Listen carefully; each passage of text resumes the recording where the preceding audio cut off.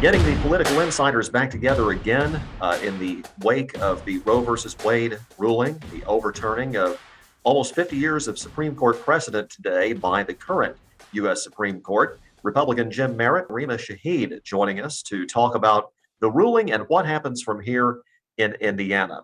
Jim, we'll start with you on the Republican side. This is something that Republicans have worked for decades, and now it's finally come to fruition. What are you thinking? Well, I'm thinking that this special session probably went from 10 minutes of cutting taxes to they'll probably be in session a good part of July. And there are a lot of questions that are being that are looking for answers. And I think the legislature will have to have a full-throated transparent conversation about this issue, as well as the tax cutting. So I would expect the legislature to be in for some time in July. Rena, certainly no surprise, really, I don't think, from anyone as far as the ruling itself. We kind of saw this coming with the release of the draft opinion. I think the only question was whether there would be any changes in composition of the final vote from what the draft opinion made it appear like. And it looks like they stuck to that 6-3 majority. But your reaction now that has finally come to fruition, that Roe v. Wade as settled law, or what we thought was settled law, is no more. Yeah, well, thank you for having me. And I first want to point out that I'm the CEO of Women for Change, and we are a nonpartisan organization. But what we do is put women first. And so from that perspective, we knew, so many of us, that this was coming, and certainly the leaked article showed us even more signs. But the frustration and the angst and the disappointment are very much there. You know, this is setting women back and people back at least 50 years. And when we think about all the progress that we have made in 50 years, what are the setbacks going to be, not just for now, but for 50 more years to come? And why are we setting back women and families and prioritizing people's belief over lives is my question. And that leads us to where we are going in Indiana now. As Jim, as you alluded to, the special session already was called by the governor to deal with inflation relief. Now, obviously, this is on the table. The governor has said so himself.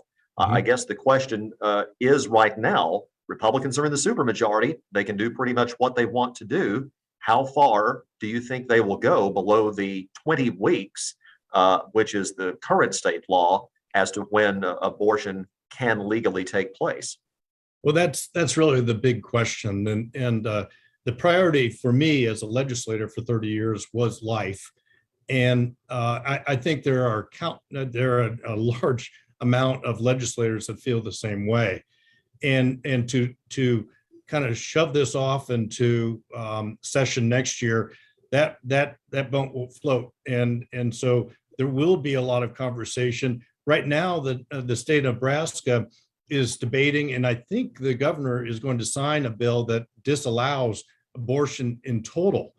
And so you have that standpoint, and then you have the 15 weeks point of view as an issue.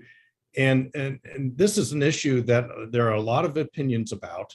What I hope the Republican Party does is addresses this, comes to a conclusion, but also puts an emphasis on crisis pregnancy centers, puts an emphasis on adoption, and makes law and as well as funding situations such as this, so that we can serve people. Rima, as I said, whatever Republicans want to do, given the majorities, cannot be stopped. For those who are in favor of abortion rights, we've heard about rallies. There's going to be continuous protests starting almost immediately, going for however long. Certainly they'll show up once this special session starts. But what can your side do when you're really powerless to stop whatever Republican lawmakers wish to impose here?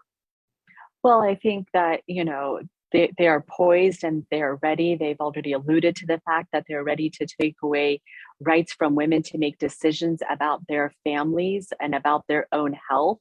Um, Make no question about it that they can stop legal abortions, but that's not going to stop abortions. But what that's going to do is put more risk at the lives of women and families today.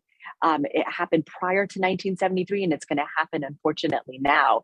And while these decisions do not represent the overall sentiment of Americans and of Hoosiers, when they take away our rights to make decisions about our bodies, but what people forget is that we still have the right to make a decision about who represents us.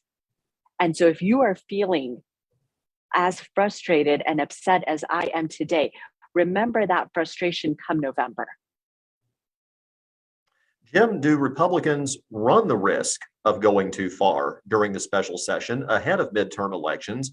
Or, given the composition of the state, given the fact that even though polls have shown a majority of Hoosiers favor at least some abortion rights in at least some instances, and at the same time, Republicans have an overwhelming supermajority. So, in the end, there's a thinking that it might not really matter. But what kind of risk do Republicans run if, say, they went to that extreme, if they tried to do the Nebraska complete abortion ban?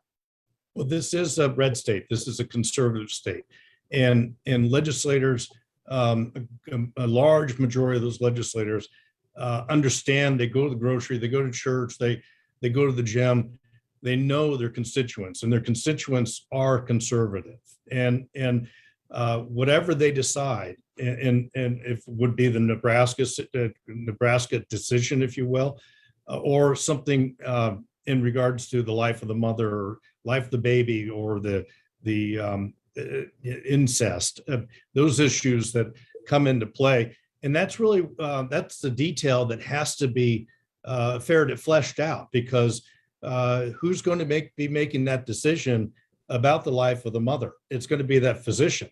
And I just hope that they take their time and have a thoughtful decision, and hear all comers, have a transparency about the process.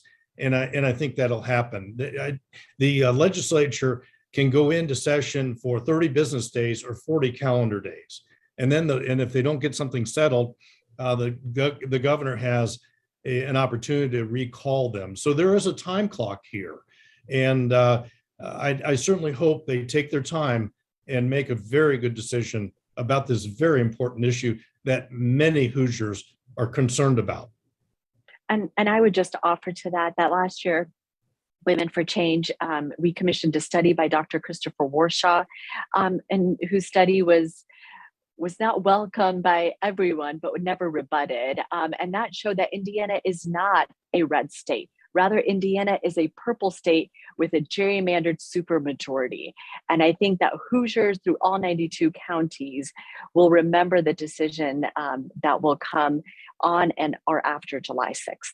Do you have enough to overcome that gerrymander if that's the case? And not only that, but everybody talks about our short attention spans now. We've got not only this going on, we have the January 6th hearings going on, and we're still several months out from an election. And oh, by the way, we also have $5 a gallon gas. We've got a lot of things going on.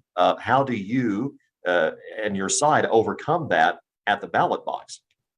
Well, it took 50 years for those that are looking to limit women's reproductive rights. It took them 50 years to get here.